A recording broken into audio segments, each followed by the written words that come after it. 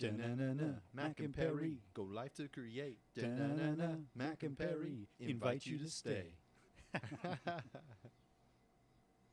Hello and welcome back to Tell Us Story Hives on location in Fort McMurray, which is on Treaty 8 territory, Métis Nation Region 17. I'm Daniel J. Perryman, local theatre and filmmaker based in Lethbridge, Alberta. This is my co-host, Michael Bartz. I make short films and podcasts about environmental sustainability. And this is Jackie Morisette. Yes, thank you so much for taking the time and energy to meet with us. We really appreciate it. Oh, thank you. Thank you for coming. Yeah. Jackie Morisette is a visual artist who makes art for people who forget themselves so they can have a quiet moment to give their souls a break. And I just pulled that straight off your Instagram just because I really appreciated that message behind that. So yeah, just to give people a bit of context. Oh, perfect. But our first segment with you here, Jackie, is just some icebreakers, just to get to know each other kind of outside of the context of art a little bit, and just get to know you a bit as a person. And yeah, the first thing we usually do is a bit of trivia. Do you like trivia typically? Or? Yeah, I enjoy it. Nice.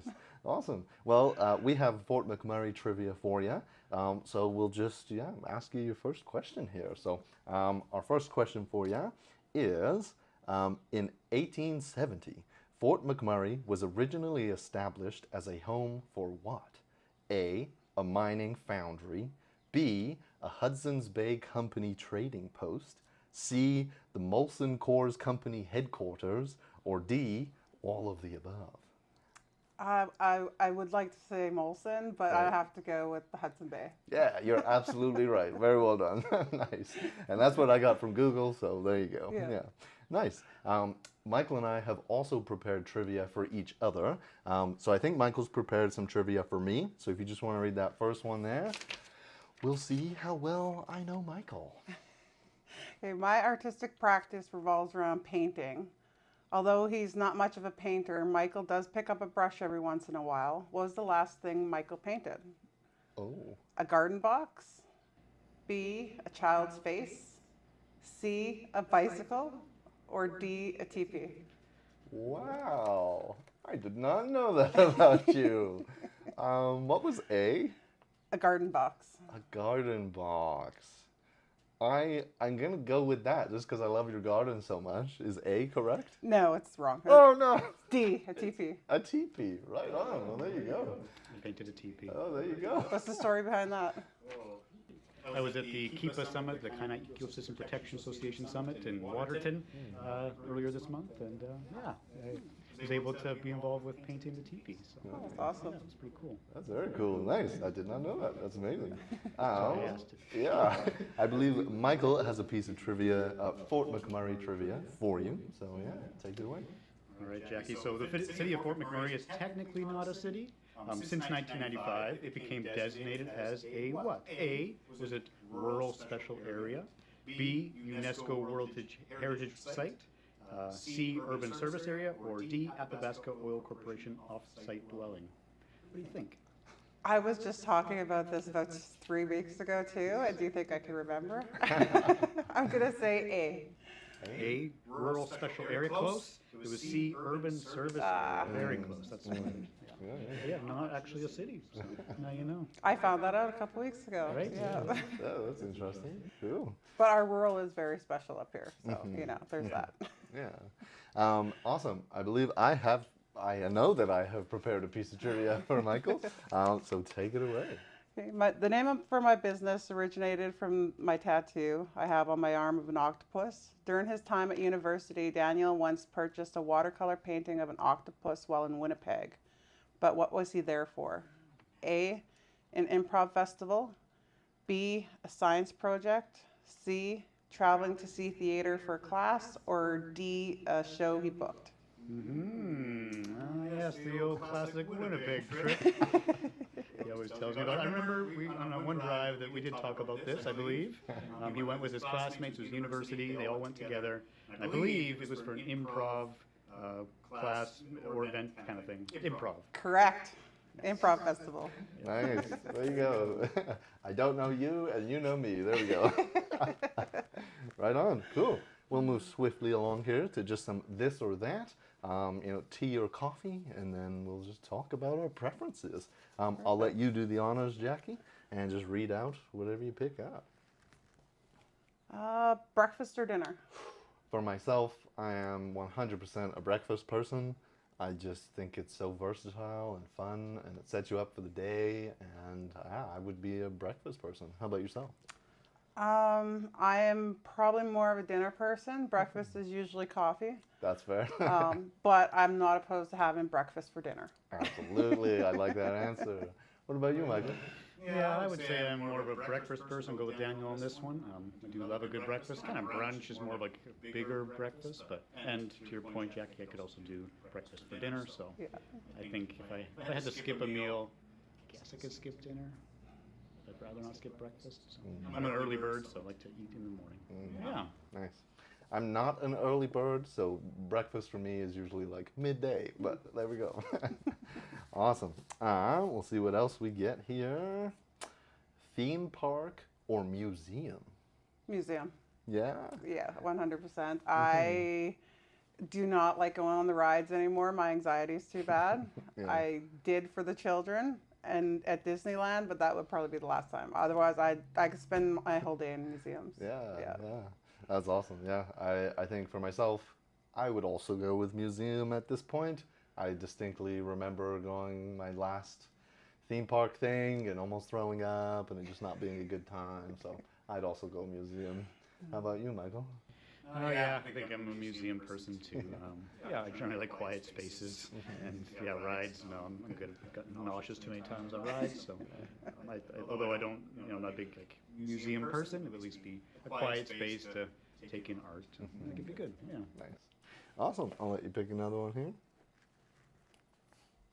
Dress up or casual? Dress up or casual? I think at this point, I am usually casual is the way I would go.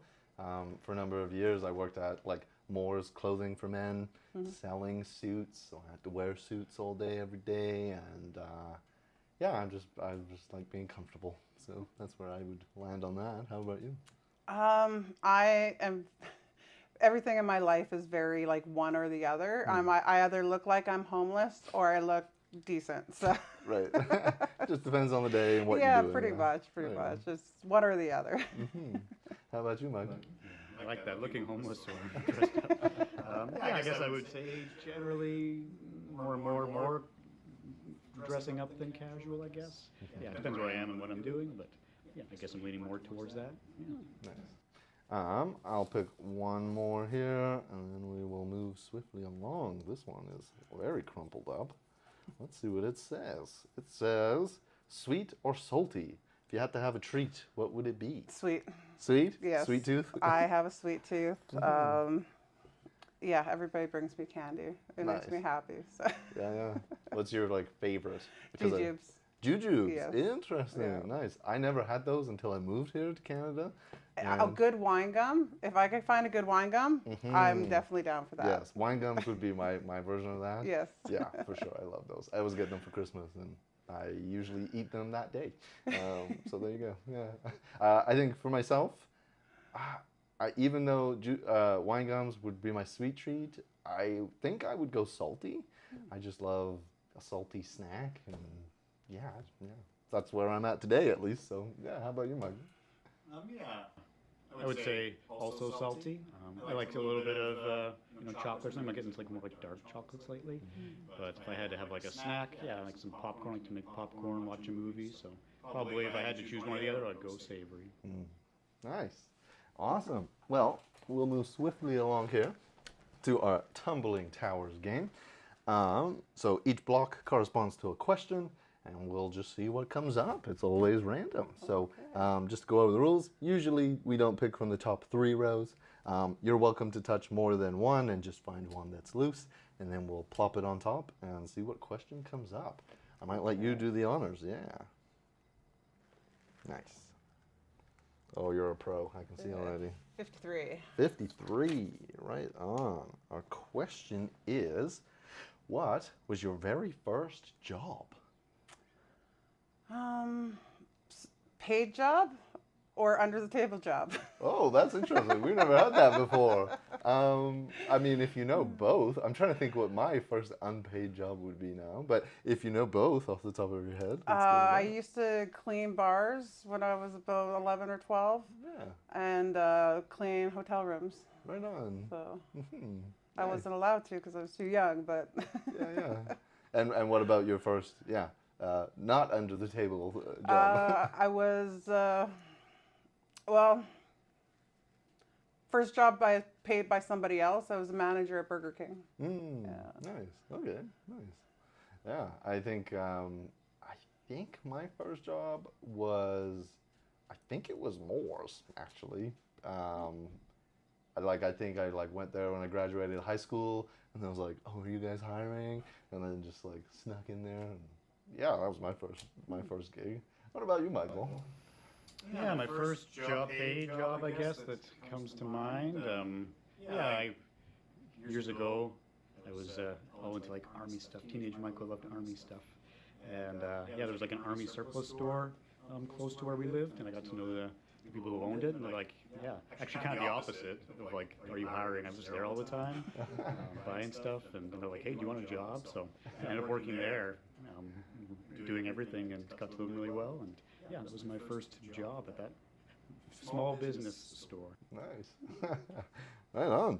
I will pick one here, try and find a loose one. I think we're even now as far as who's knocked it over. Both of us have knocked it over at least once now at this point. Okay, number 4. Our question is, if you were a superhero, what would you be called? I'm also trying to think about that. Because it either has to have something to do with your superpower, or it's just you know what I mean? Do you have any ideas of what you would be called, Michael?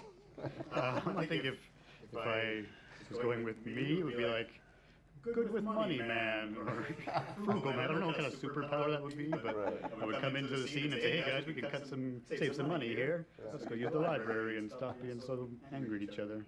So that would be frugal, man. Nice.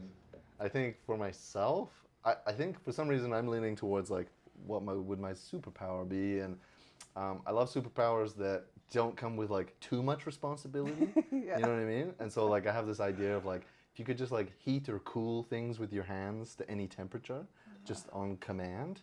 It's I don't think that would come with too much responsibility, and so maybe it would be Microwave Man. Microwave Man, yeah, that's amazing. Wow, yeah, Microwave Man, that would be my name, yeah. How about yourself? I would probably be Coffee Girl. Coffee Girl, you just whip up a cup of coffee whenever you want. Oh, that would be awesome. I've been trying to convince somebody to make a coffee pot that when I think I need another pot of coffee, that it just makes it itself. Interesting. Yeah. You could just send a signal and then it does it. Yeah. That would be cool. Yeah. Nice. We'll let you do the honors again and see what else comes up. Number 41. 41. Okay, jokey. That is, oh, interesting. What's the best decision you've ever made? It can be kind of hard to recall sometimes throughout everything. What's the best decision you ever made?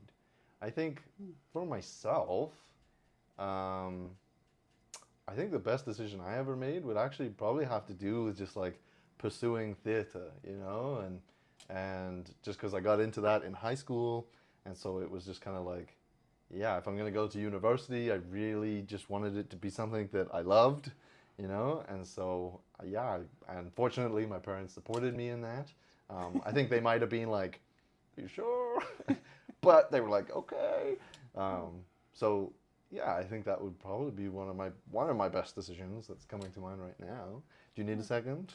No, mine would be kind of along the same lines. I didn't know exactly what I wanted to do, and instead of going to university for 4 years and coming out doing something I didn't enjoy, I ended up getting into power engineering, and that 1 year and more affordable costs, and I ended up here, and I've been here for 20 years. So, yeah, I definitely think that was a good decision. That's amazing. Yeah, that's awesome.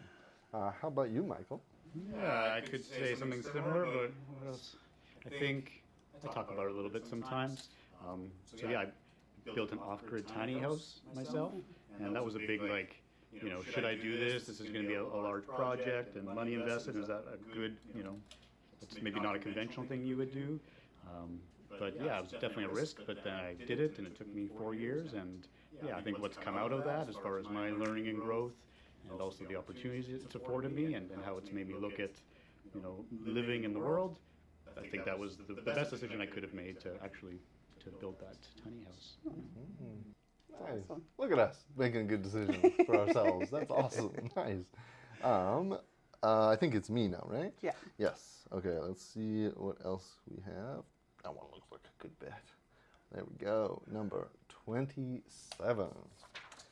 It's Michael like silently like wishing that you unlock it over so that you're not tied anymore. I think that's usually what we do. Yeah. Yeah. What would you try if you knew you would fail? Everything. Everything. I am not afraid of failing. Yeah. I love learning new things. If I look foolish doing something, but I'm learning something or I'm enjoying myself, like I have no problem with that. I do things all the time that I fail at. Yeah. Is there an example that comes to mind? I learned how to play guitar. Yeah. And it probably took me like 3 years before I could actually sound decent. I'm anywhere good, but like the first month it was very soul crushing. Sure. It's like, why is this so hard? Yeah. But like even with my painting, like if I have an idea and I need to learn something new, like I have no problem like trying new things. Like just when I was in Paris, I did a live figure drawing, and I've never drawn people like in person, and it was atrocious. My drawings were horrible, but I absolutely enjoyed it. So, and I learned a lot. So, yeah. Oh, that's amazing. You have that sort of tenacity to just try things, and whether or not you fail, it doesn't sound like that's like a concern. Really. No. Yeah. That's awesome. Nice.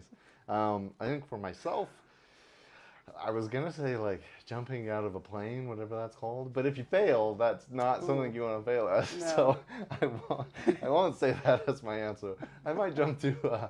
I might let Michael take this one. Yeah, you definitely don't want to fail at skydiving. Yeah, and I like to climb. That would be another thing. It's like you don't want to fail climbing. So I guess what would come to mind? So I built an off-grid tiny house. I don't know where this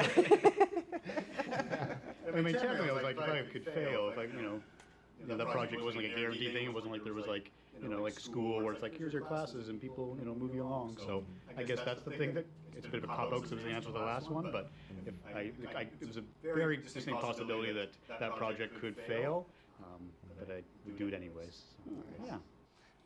Yeah. If I had to try and give a legit answer to that question, I think I would say, like just doing a play, and I feel like there's always the potential to fail, to mess up your lines, forget your blocking, to fail and do that, and it's in front of people, and so I would just say, just doing theater would be, a fairly solid answer for me. But anyway, I think that is the time that we have for this segment. So thank you so much for your time and energy. It's been super wonderful getting to know you and just, kind of outside of your artistic practice a little bit. Thank you. This has been Tell Us Story Hives on location in Fort McMurray. I'm Daniel J. Perryman, local theatre and filmmaker based in Lethbridge, Alberta. This is my co-host, Michael Bartz. I make short films and podcasts about environmental sustainability, and this is Jackie Morisette. I'm a visual artist. Amazing. Yeah, we'll be right back.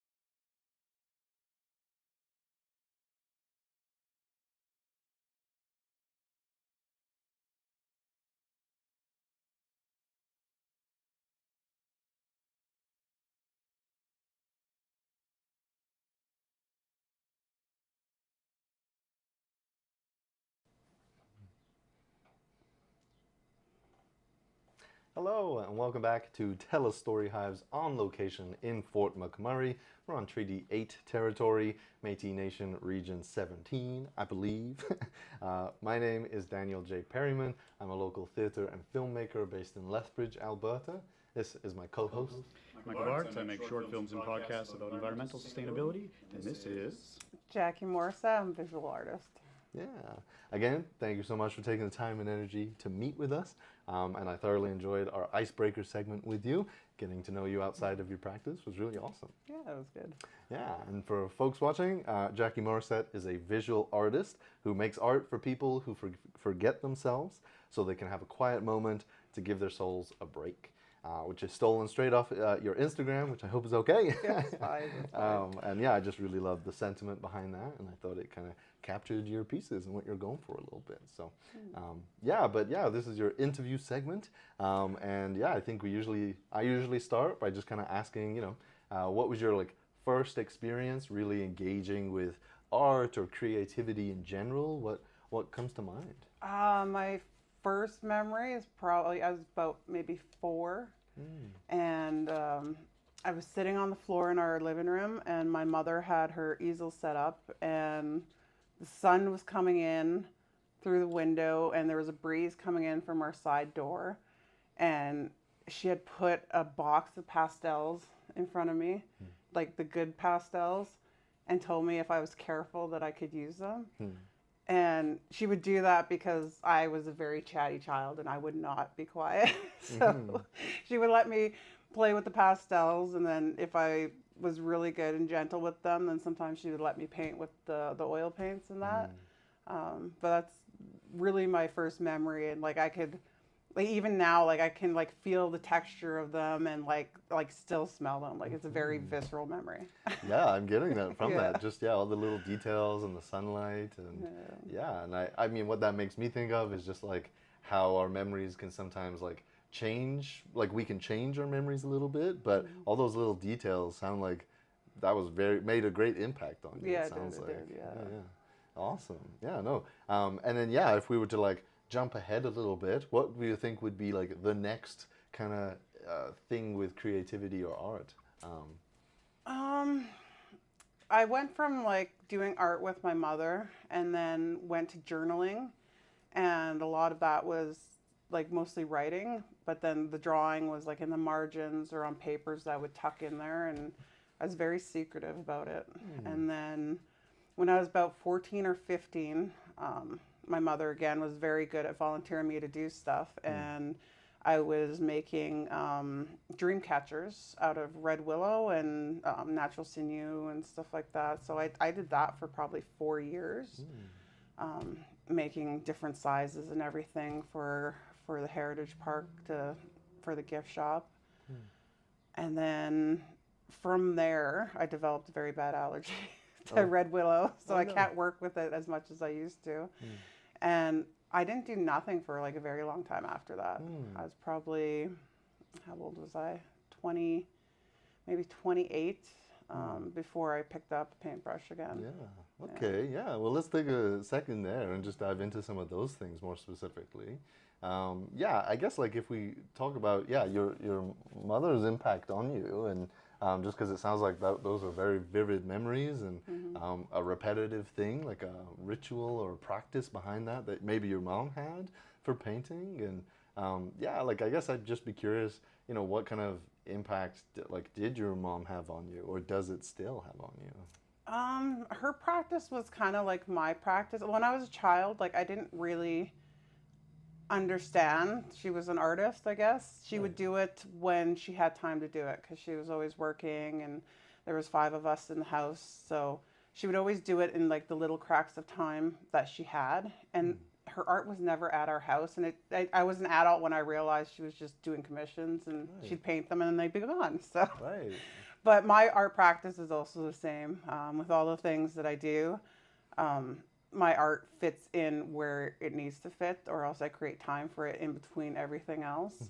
So especially when I first started and my kids were a lot younger, any 5-10 minutes, I would find places for it to fit. So I feel like there's something in that, but I'll let that simmer for a second. You also mentioned like kind of once you'd grown up, I think you mentioned 12, 14-ish, you kind of got into a bit of drawing, but you also just mentioned that like it was maybe a bit of secrecy behind it, and that it wasn't like a super public thing for you at that time. I guess I'd just be curious, like, where do you think that came from, or was there anything specific behind that? Or I was writing and art was my way of expressing myself. When my father passed away, I didn't feel comfortable talking to anybody. So that was my way of dealing with my emotions. And it was too raw and personal for me to feel safe sharing it with anybody. And I didn't realize that for a long time. That's like part of the reason why I never used to share my art and stuff like that. I think it took a long time to kind of work through that, to be able to even like show people I know, like in my personal life, my artwork. So yeah, and I mean, you know, we can pass on anything at any time, but I feel like there is something powerful in that of you know, being able to, first of all, have art as that form of expression, like you mentioned. And I just feel like maybe there's somebody out there watching that maybe they've lost somebody, you know, and at that age especially. And I guess, is there any way you could like articulate maybe what that meant to you, like at that time of having that expression, and even though it wasn't shared with anybody, you know? It was very much my sanity. Like even now, like if I have anything that I'm dealing with, like just sitting down and creating something just to let it out, or writing stuff out, it's a release for me. So it stops me from holding stuff inside and then, you know, letting it all out at the wrong times and that. So it's very therapeutic for me. Oh, that's amazing. Yeah. Is there like an example that comes to mind, even of like a small thing? Like I mean, I may be trivializing this, unfortunately, but I just think of like road rage, or somebody's just like the little things just get to you, and like maybe you can like just get that out of your system through something. Like, is there any examples that come to mind, maybe more recently, that you would have done that with? That orange one right above your head. Oh yeah. I woke up and I was just very, very lonely for no reason at all. Just woke up and was like super, super lonely, and I didn't know why. And I was like peeling an orange, and the orange zest hit me in the eye, and I'm like, I'm just gonna sit down and paint oranges until I feel better. So that's kind of an example. Yeah, no, that's awesome. Yeah. And I love that. I don't know, just that small action of like orange. That's happened to me. That happens to me all the time. Orange hits you in the eye, but that you take that and it's like, and you make art out of it. I think that's really beautiful. That's so cool. Right on. And then you kind of mentioned that kind of around 20, I think, was kind of like you maybe got back into painting, or that was when you took 28. I guess one of my questions was like, you know, what happened, I guess, during that time of taking a break, and was that like a super intentional thing, or was that just life? Pretty much life. I had just come up here, and like while I was going through college, and I had 3 jobs, and I was a single mother. So there's just a time constraint of that, not sleeping. It was just too busy. And then when I came up here, I went straight to work. And when I first started, I was working a lot of overtime too. And then I had the children. And then I had more children after that. So then life just was too busy. And the reason why I came back to it was because of that. Like I was so busy. My home life was stressful at the time. My work life was stressful at the time. And I just needed something to balance me out. So then I was watching Bob Ross on PBS with my ex, and I was like, I'm going to start painting again. And he's like, you can't paint. And I'm like, yeah, watch me. Absolutely.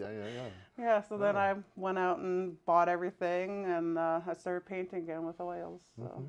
Yeah, and what did that mean to you to come back to painting after that amount of time, and during what sounds like a stressful time in your life? I went to it as stress relief, because like in my memories, like working with oils, I would always find it so calming. But coming back to it as an adult, I was so frustrated. I could do the landscapes, but anything outside of landscapes, I was like so frustrated with it because I didn't have any skills outside of painting landscapes with oil. I had no drawing skills really, any other kind of medium besides oil pastels or oils. Like I didn't have the skills, so I was getting like so frustrated because I couldn't like get it the way that I wanted to. So it ended up not being my stress relief, but it added that extra balance that I needed in my life, and it made me feel more level, I guess. Yeah. Interesting. Yeah, and it's interesting that you mentioned landscapes specifically because you had mentioned that your mother was a landscape kind of artist, maybe primarily. Yeah. So yeah, is there any connection between those two things, or is just that just kind of what you grew up with, and that's kind of with my art, like I learn a lot by seeing. So just seeing her do that, I didn't even realize it when I was younger that like she taught me how to see like an impressionist basically. And all my landscapes, it's very much shape and shadow and light. And you need a good drawing foundation for it, but the way that I was taught, like my drawing, I couldn't draw stick man before, but I could paint a beautiful landscape. So it was just something that, because I was around it, I picked it up, and that's why I ended up painting. So that's kind of like my comfort. Whenever I'm like really upset, I'll probably be painting a landscape. Interesting. Yeah, it sounds like a superpower to be able to do that. Like just visually kind of pick something up like that. That sounds like a superpower. That's awesome. And did you have any like formal training in as an artist, or you were mainly self-taught? I call myself like a self-taught artist, but I just think that I haven't taught myself per se. I've had a lot of workshops and like some formal training in Italy, but I've had to structure it so that I could fit it in with my life and my work schedule. Once the art program closed here in Fort McMurray, also that limited a lot of stuff. So just structuring, finding what books I need, finding resources to be able to teach myself how to do stuff. And then when I get stuck, knowing where to find help so that I could be able to work through that stuff and actually like better my art. Yeah. So just so I have that correct, like primarily a self-taught artist, but you have worked on finding resources and mentors as you've kind of grown and throughout the years. Is that right? Yeah. Nice. And then just to kind of clarify for myself here, it's like you work in a few different mediums, or you've tried them at least. And so like for acrylic painting, would that have been like the first medium that you worked with? No, oils and oil pastels were the first medium, and then and what age was that? When around was that? When I was young with my mother, and then when I came back to it at like 28, and then probably when I was about 30, I didn't have the space for oils. I didn't have the time for oils, the patience. So I'm like, I'm going to go to acrylics. And it was a very different medium. So then that was one of the things I taught. I sought out like Russell Thomas. He's an artist here, Fort McMurray. He's moved down south now. But he was putting on a lot of workshops with acrylics. So then I made an effort to make sure that I got out to as many of those as I can. And he gave me a very good foundation for acrylics, and even helping me realize that, like we were talking about not showing work, and he just said, if you like it, what does it matter to anybody else? And it just kind of like clicked something in me, and I was like, I don't know. Right, you didn't have an answer for that. Yes, and even like the drawing foundation, like it was at that point when I went to acrylics that I realized that I don't know how to draw properly. So then, it was like a very big shift. It was like all of a sudden all this art stuff just opened up in front of me, and it was very hard to know how to go. So it was nice to have somebody like Russell who would be like, his studio was always open, so like if you wanted to go sit there and paint with him for half an hour or whatever, he was very accommodating for artists up here and the community in general. So it was a very changing experience for my art itself. Yeah, I would love to hear more about like Russell and what that meant to you to have that and whatnot. But I'm also curious just about, yeah, like coming back to around 27, 28, it sounds like, coming back to oil specifically, but then like not having like the patience for it maybe, or it ending up, it kind of being a bit more frustrating at that time.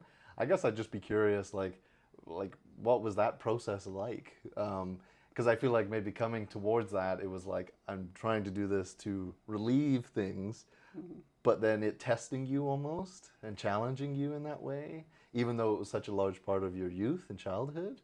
What did that mean to you? It was, honestly, the only reason I never walked away from it was because I forgot how much I loved it and how much I enjoyed it, and it touched on something in my life that I wasn't getting from anywhere else. So as frustrating as it was, and I'd want to like throw my canvas out the window, the very next day I'd still be there just picking away at it and just pushing through, because it felt like there was something that I needed to do at the end of it. I don't know. It was just like a pull for me to actually go through it. So all the frustration was just another thing I had to learn how to deal with. No, super fair. And was it in like small increments? Because you mentioned like fitting it in when you could. Do you think that played a part of it or not really? Yeah, I like finding, like now I usually get up an hour before I have to do anything. And that's just part of that habit from, you know, having small children early in the mornings. They'd all be sleeping. I get up an hour before work so that I can paint, or late at night, or, you know, if I had like 15 minutes where I didn't have anything, I would just, you know, I'd always have my art stuff set up, so I would just go over and like paint for 15 minutes and then, you know, sometimes those little increments too, because it would take so long to complete something. It was so frustrating. Right. And I'm the type of person who needs like little bits of instant gratification here or there, else I lose interest in stuff. So it took a long time to try to figure out how I need to work so that I could actually like sustain creating stuff. Totally. I think, yeah, that's super important and relatable, I'm sure, for people. And I guess I'd be curious, do you think you figured any of that out or got some tips and tricks like from Russell and kind of working alongside him and learning from him, and also just acrylic as a different medium? How do you think those things influenced that? It was a lot of like trial and error, and like my life in general at that point was so full and chaotic. Like I had 5 young children at home, and I was volunteering a lot with football. I was working full time, and then now I'm trying to jam this art into it. So I really had to take an evaluation of all my time, and I had to be like super organized. I had like meal preps. I would prep like freezer meals for the children during the week, and just make sure that every bit of time that I had, that I could take advantage of it. So it was like restructuring my whole life to make this fit into it.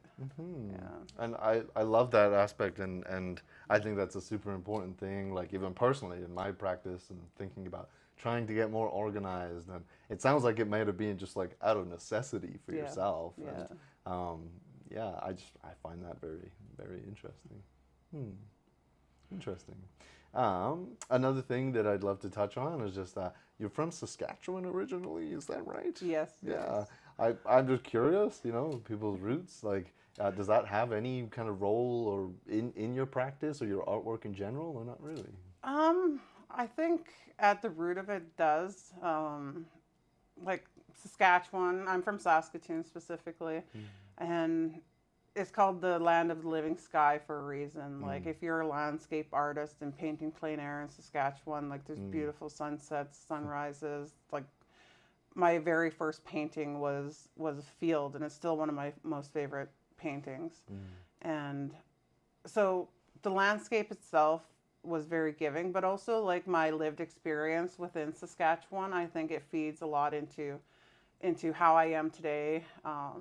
And also my big project that I'm doing right now specifically looks at issues of like assimilation and stuff like that. So I think it's shaped me to who I am today in a lot of ways. And also like Saskatoon was a very We used to have like the Mendel Art Gallery down by the river, and they would always have stuff going on for kids. And I think, you know, that specifically, like remembering going and like, you know, doing a drawing class or something with like an artist, and they would always be so engaged with the children and stuff like that. Like just remembering stuff like that.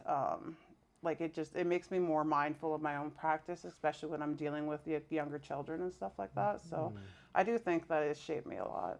Yeah. Right on. Well, that's awesome. Yeah, yeah. And I love like just that little phrase of like the landscape, the land was so giving. I love that. Oh, that's awesome. And then like similarly, like as you mentioned, you've been in Fort McMurray for a while now. Yeah. And so I guess I'd just be curious, you know, what role does being in this location specifically, like what role does that play in your art or just your life in general, and how that might tie into your art? It's the same thing. Like if you love the outdoors, Fort McMurray is the place to be. Like it's gorgeous, gorgeous landscapes, and because it is a work town, I find that like people just rush to go everywhere. And if you actually like slow down and just take the time to look at what's around you, like you'd be surprised what you find. One of my best sellers is my bees and my willow flower painting. And like a lot of people, they're like, where did you paint that? And I'd be like, right over there on the side of the road. Right. So like if you stop and take your time to actually appreciate the place, it's a beautiful place. But not only that, like the community itself is beautiful. There's so many different cultures here. Everybody's very accepting. And then our community also is very, everybody just wants you to succeed, and everybody just is always so helpful. Whenever I'm like wondering like, what should I do? Somebody's always a phone call away, and I could be like, I don't know how to do this, help me, and then somebody will help me. So it's like it's such a giving community in itself. When, you know, people hear about Fort McMurray, they automatically make assumptions, but once they get here and like actually start feeling the community within it, it's a very special place. So it does definitely feed to my art. Interesting. Yeah, I think that's super valuable of you to share, just because I mean, yeah, if I'm speaking of, like those assumptions that I think people can make about places in general, but perhaps Fort McMurray, I think, that's really important to hear, I think. So thank you for sharing that. Oh, you're welcome. And then, like, you know, being a mother, that is not an experience I have. And I'm always just curious of different lived experiences. Like, does that play a role in your life, in your art? It does, definitely does. My art practice has always worked around the children. So it always fits into the cracks, the nooks and crannies around their schedule. But definitely, like it's always chaotic. It's time consuming, and like, you know, trying to tell like a 3-year-old they can't touch your paintbrush because it costs a lot of money, like doesn't usually work. So like just you know, trying to create an environment for them where I'm not always like on them about not touching, you know, the nice stuff, you know, and they're very much part of like when I do markets and stuff like that, especially the younger one, the twins, they always come out with me, and they love doing that. And then they have their own creative practices too. My son Chris is horribly creative, like in everything. So that's awesome. Yeah. Nice, interesting. I do want to. You had mentioned your extended study program that you had sought out and made an effort to go and do and pursue. And so where in your timeline was that? You kind of came back to art at about 27, 28. Kind of switced to acrylic painting. At what point did you pursue that?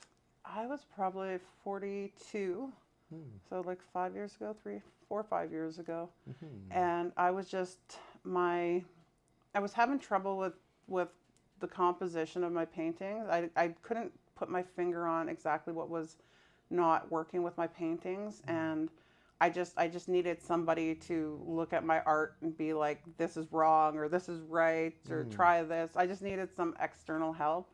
And I was in Florence with my niece, and we ended up meeting these people, and the man was learning Italian at the school.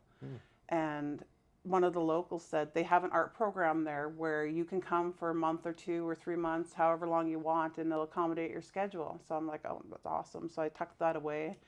And then the next year I phoned school and they're like, no, we can't accommodate those dates. And I'm like, oh man, because I have specific times when I book my time off for work. So then they're like, you know what, there's this other school, they could probably help you. So then I phoned them and they're like, yeah, we can help you. And my Italian at the time, it's still not good. At the time, it was even worse. So I thought I was like getting into like a group workshop for oil painting. And when I got there, it ended up being like a very individualized like study program. Like I told them what I was looking for, and they structured it around what I needed. And then my teacher was so awesome that he would notice things, and he'd be like, well, like if you watched us interact, you would think that I wasn't learning anything. Like he'd walk behind me and he'd be like, too light, and then he'd walk away. But it was very, like, it gave me like so much foundation, and it made me look at my art in a different way, which is exactly what I needed at that point. Yeah, and I think that's awesome, like pursuing that in your 40s, you said. And yeah, I think that's an amazing message too, of just like yeah, pursue it, you know what I mean? Seek that education and try and improve your practice and yourself in the process. I think that's really amazing. Yeah, I get that a lot too. Like when, like learning guitar, I was 40 and my son wanted to do it. So I'm like, let's just do it. You know, I just, you know, I'm here, let's just do it. I don't care. I don't care if people think I'm too old or it's too late.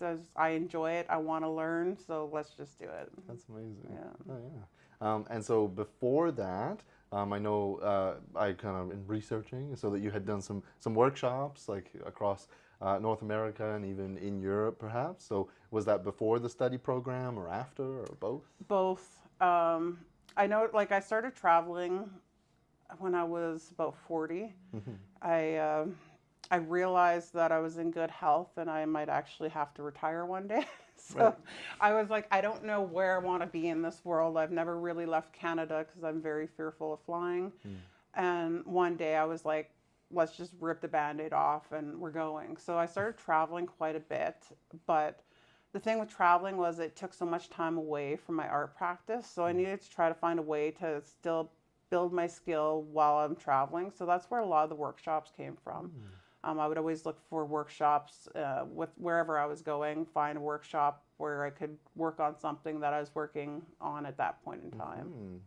Oh, that's amazing. I love that of, yeah, just combining the things. Yeah. I think so often we can get in just like, no, things have to be separate, but just, yeah, if you put the time in, it sounds like, and you have that interest and that desire, you can like combine your interests. And actually, that's where the watercolor came from, because I don't like to travel with a lot of stuff, so I just do carry-on. So you can't carry on tubes of acrylic. So Totally.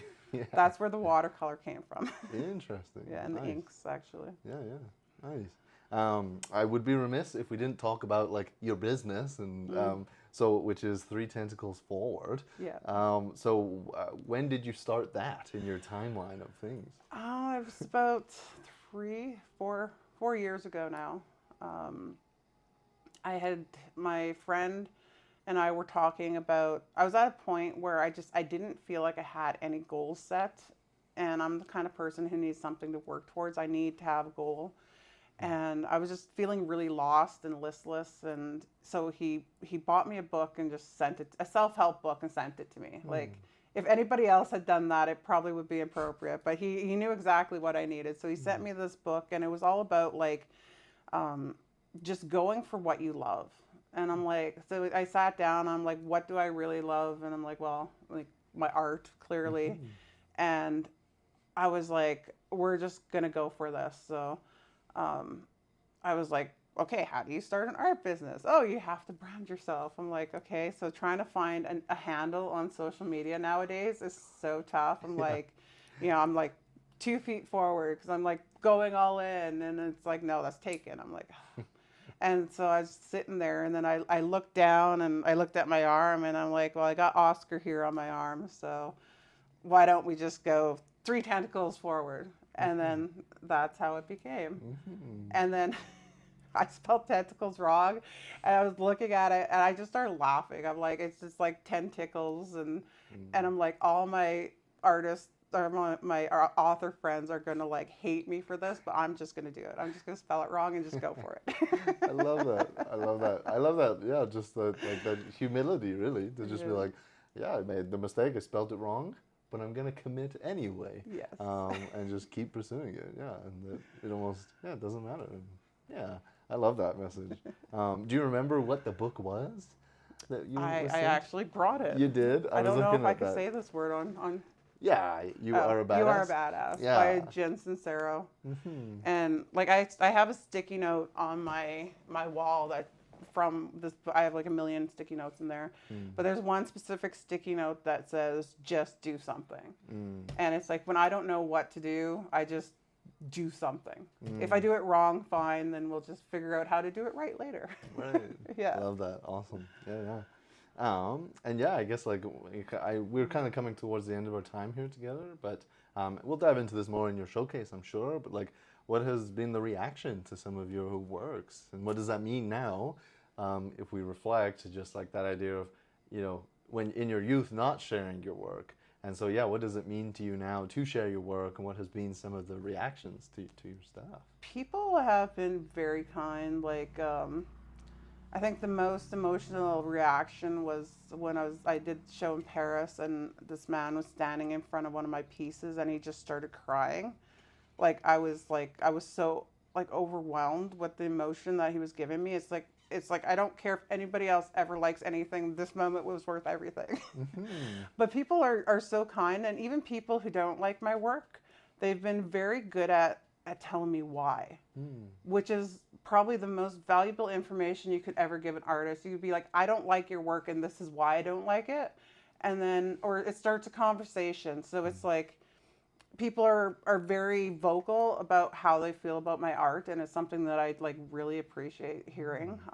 And I think like younger me, probably I was scared to be vulnerable in front of people, and figured that everybody was just going to hate everything, and it was just going to be horrible. But I've had the complete opposite. So.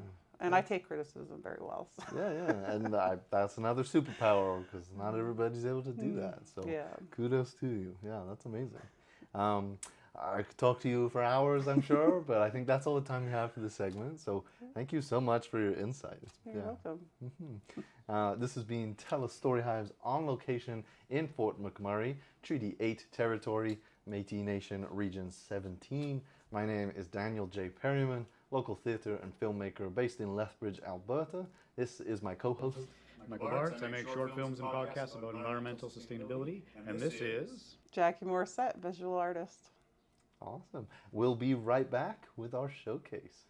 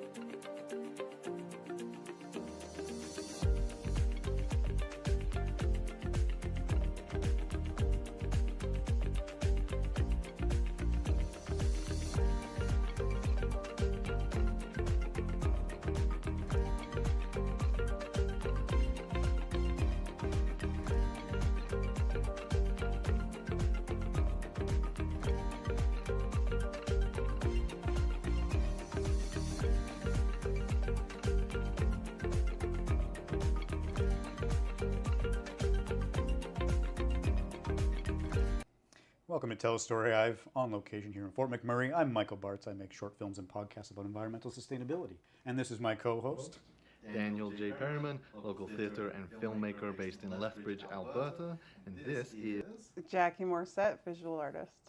Yeah, so I really enjoyed the segments with Daniel. I'm sure your artist journey and learning about everything to do with that was really great. Yeah, and this is the showcase, and we like to really showcase your work. And yeah, you being a visual artist, there's lots to talk about and lots to see. And what I really loved about looking at your pieces, I feel like there's always a lot going on, and seems like there's lots of stories that could be behind them. So I'm excited to learn about that and maybe a bit about your process too. I think I'll start with. This one's called Tempest Love. It's actually behind you. We can pull it up on the screen here. But I can describe it. So it's got I think they're lavenders. Lavender, and some bees. Yeah, tell me about Tempest Love. What's the story behind that piece? I had written this poem when I was in France in a ditch. Not very glamorous or anything. It was at a truck stop in a ditch, and there was these lavender plants. And I'd written this poem, and I had done a painting, a watercolor painting in my sketchbook, and then it just kind of sat there. And I needed to do a piece for the Art Council for donation. And so when I was flipping through my sketchbook, I came across this poem. So then that was the inspiration for the Tempest Love. So if on the original piece, you can pick it up better than you can in the images, but you can see the poem. It's written in French, kind of behind the scenes in the sky. Mm. Yeah, so that's where that image grew from there, and then I threw in bees because I love painting bees. Yeah.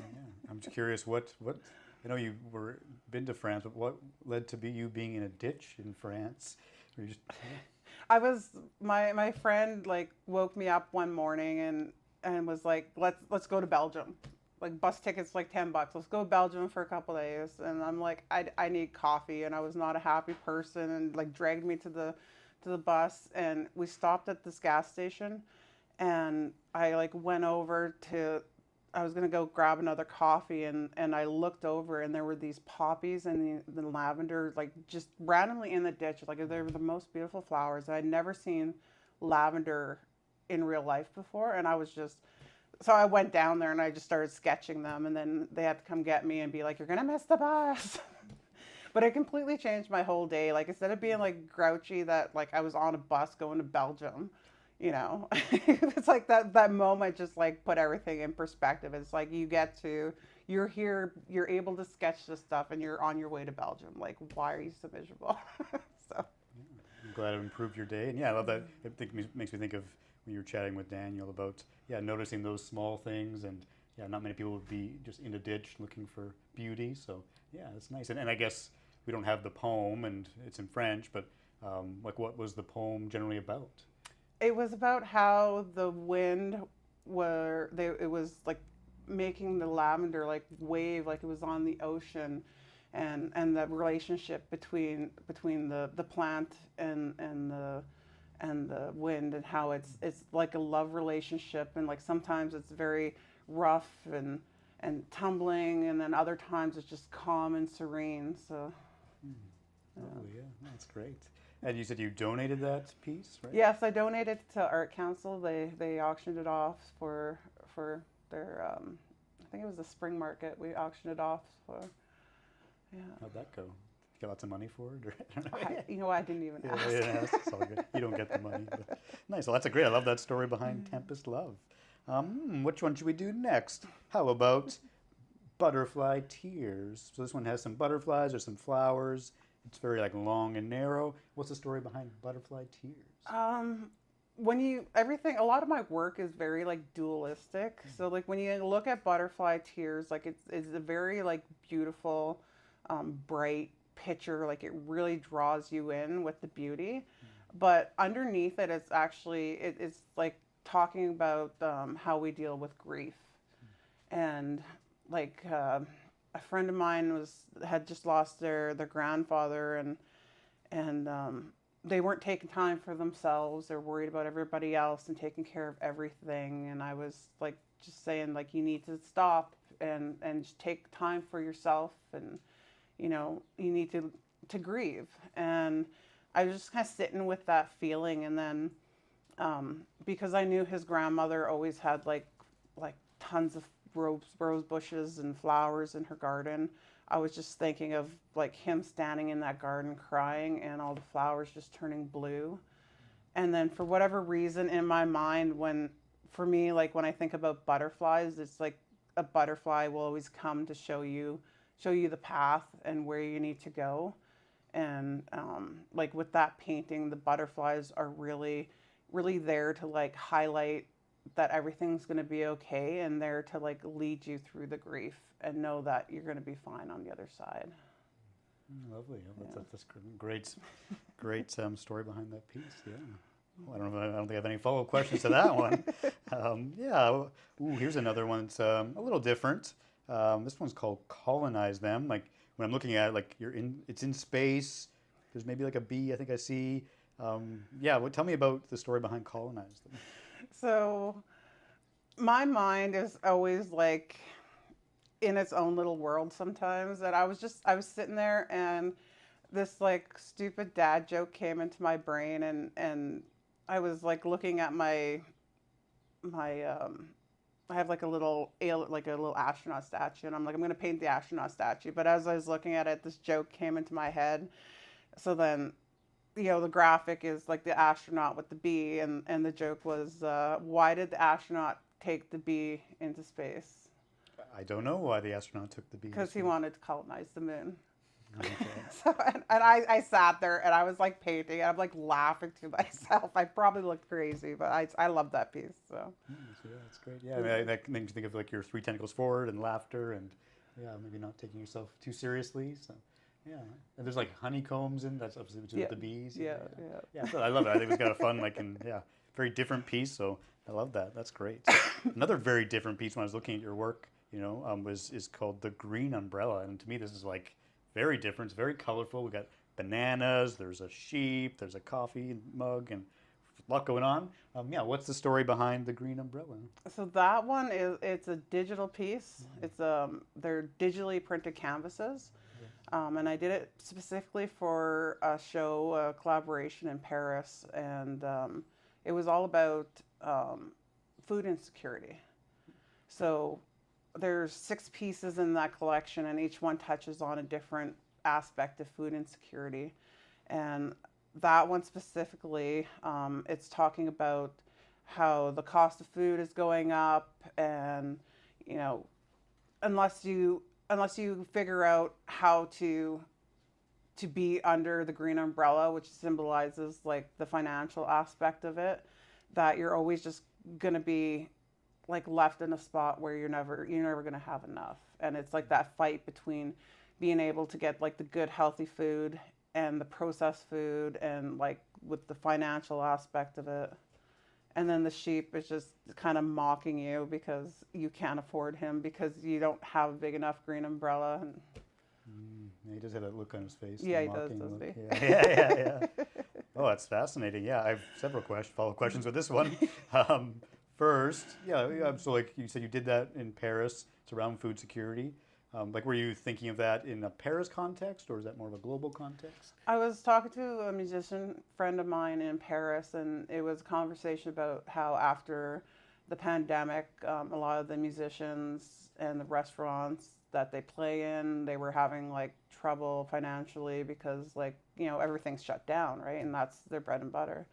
And so I'm like, well, that's kind of an interesting topic. Like the same thing is kind of going on here. Like a lot of people, were like their income was like literally just taken away from them. And so we got together, and I asked him to pick like a restaurant that was struggling. And we talked to the restaurant, and they were hosting the show, and they were hosting a musical jam. And then on the last night of the show, they would prepare a meal that was affordable. And we invited like a bunch of musicians and artists, and it was just like a great big party to help the restaurant, help the musicians, and like make sure everybody gets like a good meal at like something they can afford. Yeah. That sounds so meaningful. Yeah. Wow, that's so cool. Yeah. And just another follow-up question that comes to mind, like just around the process side of things. You said it was a digital image. Yeah. Yeah. Like, how does that change when you're working with that versus a physical thing? You'll notice like when I go between mediums, I have a very different style, and I have a very different relationship with each medium. So the medium that I choose is usually tied to the idea. So I choose whatever will best express the idea. And with me going with digital, part of it was I didn't want to deal with having to ship 6 paintings over there, and I didn't have enough time where I could actually go and paint them there. So trying to navigate, it probably would have been easier for me just to paint them, to be honest, than trying to figure out how to find a quality printer in Paris and get that all sorted out, and the shipping from the printing company to the restaurant. It was a big task in itself. In the end, it probably would have been better, but just the logistics of it, in my mind, I'm like, okay, it's going to be easier if we do this. And then I was just on the point where I was finally happy with what I was producing with digital, because I had it's such a different thought process in your brain for me when I'm drawing on my iPad with the stylus. It took me a long time just to get used to that feeling of the iPad. So I was like so happy that I'd finally gotten to the point where I could make something that I was proud of. So there's a part of that too. I'm like, I did this, look at what I did, kind of thing. Nice, that's great. Yeah. Yeah, wonderful. Another digital image, we can go to a new one. It's called Cherry Blossom. You said it's a very big image. There are trees, there are several people in this one. There's just so much going on. So yeah, what was the story behind Cherry Blossom? This one was done for the Vancouver Cherry Blossom Festival. And it's a digital image, but they make these huge lanterns with them. They're like 6 feet tall, and they wrap around the cherry blossoms trees, and they're lit up. So the image like glows in the night. They're absolutely gorgeous. They did a beautiful job with them. And I got that commission, and like this was the first big sized project that I ever did with digital, and it was such a learning curve. Like it was like, one day I spent 18 hours just trying to figure out how to get my program to be able to make it that big, and then I couldn't figure out how to blow it up. And it was a huge learning curve for me. And the ladies that organized it were so patient with me. They'd be like, "Did you try this?" And I'm like, "No, I didn't." And they'd be there. Like they were so awesome helping me learn how to do this on such a large scale. And it was a very supportive process, and I learned so much, like just the the technical stuff of how to create digital work on a large scale. Yeah, how does that change versus a smaller scale? Well, you need like the computer to be able to handle the file sizes, and like you need to know how to create things so that you can blow them up and not lose like the print quality of it. Yeah, so it was a very big learning curve. Yeah. So, but you're not afraid to take on challenges, so yeah. Yeah. That's great. And I mean, what is kind of, if you can describe, like there's a quote on there. There's also like the people. It seems like there's like some story there. What's going on in the scene? Yeah, so the Cherry Blossom Festival, every year they have 2 parts to it. There's the haiku contest, so people can submit haikus, and then the haiku is paired with an artist, and then so you make the image from the haiku. Okay. So this one was called Pinky Promise. So you have almost like the cycle of the cherry blossom where you see the tree without the blossoms on it, and then on the other side it's a tree like in full bloom, and there's like a young couple who are making a pinky promise, and then on the other side after the flowers have gone, you see the woman just completely devastated because that promise has been broken. Yeah. That's sad, but interesting. Yeah. They look like absolutely, like when you look at a lot of my pieces, like they look like absolutely beautiful, but then when you actually like, that's what I'm saying, like a lot of my stuff is very dualistic. Something deeper, yeah. Yeah. No, I love that. And so you were there for the Cherry Blossom Festival?